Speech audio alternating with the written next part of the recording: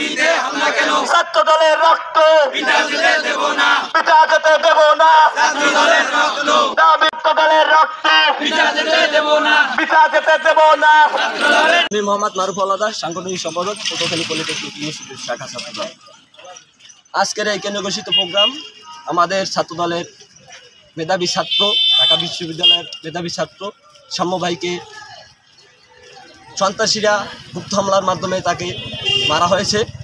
আমরা তার তীব্র নিন্দা ও প্রতিবাদ জানাই। আপনারা জানেন, বিগত 16 বছর ধরে ফ্যাসিস্ট আওয়ামী লীগের আমলে আমরা ছাত্রদল সবচেয়ে বেশি অত্যাচার নিপীড়নের শিকার হয়েছি। আমাদের যেখানে সেখানে হত্যা করে ফেলে রাখা হতো।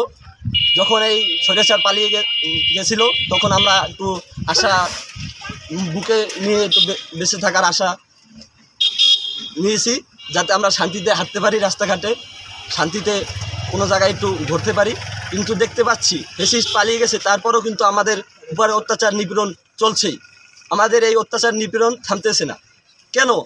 প্রশাসন কোথায়? প্রশাসন কি দেখে না? আমরা কি মানুষ না? ছাত্রদল কি মানুষ না? তাদের কি যেখানে সেখানে হেনস্থার শিকার হতে হবে? যেখানে সেখানে তাদেরকে মেরে রাখা হবে? প্রশাসন কোথায়? প্রশাসন তো এগুলার কোনো ব্যবস্থা নিতেছে না। সন্ত্রাসীদের ধরতেছে না প্রশাসন। কোথায় তারা? কোথায় এই প্রশাসন? এখনো কি স্বৈরাচার বিরাজ করতেছে দেশে? ছাত্র দলের রক্ত পিতা যেতে দেব না, পিতা যেতে দেব না। ছাত্র